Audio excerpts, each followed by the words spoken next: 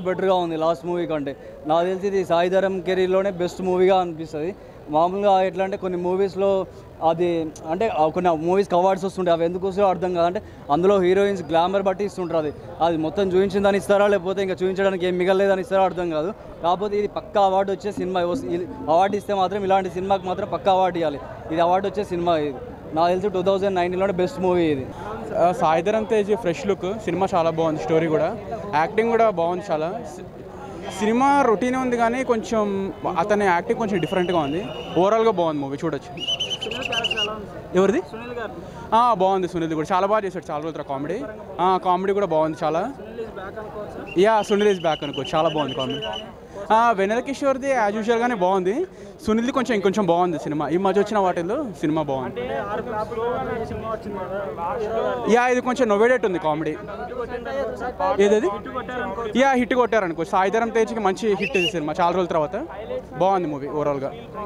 పర్లేదు, 3.5 రేటింగ్ ఇవ్వచ్చు. బాగుంది సినిమా, సూపర్ ఉంది. కామెడీ బాగుంది సినిమాలో. వెన్నెల కిషోర్ కామెడీ సూపర్ ఉంది. సూపర్ ఉందా హిట్.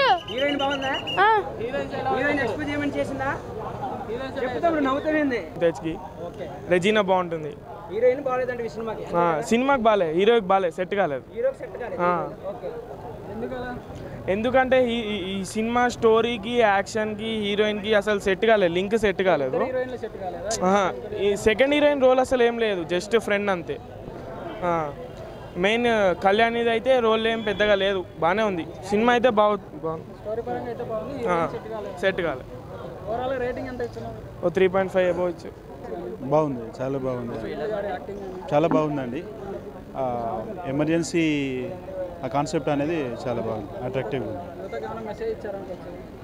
యువతకు అంటే కూడా అంటే ఈ యాక్సిడెంట్లు జరిగినప్పుడు సరైన సమయానికి వాళ్ళు చూసేవాళ్ళు లేక అలాంటి ఇది నిజానికి కూడా నిజ జీవితంలో కూడా అలాంటి డివైస్ ఉంటే బాగుండేదని నా ఒపీనియన్ అండి.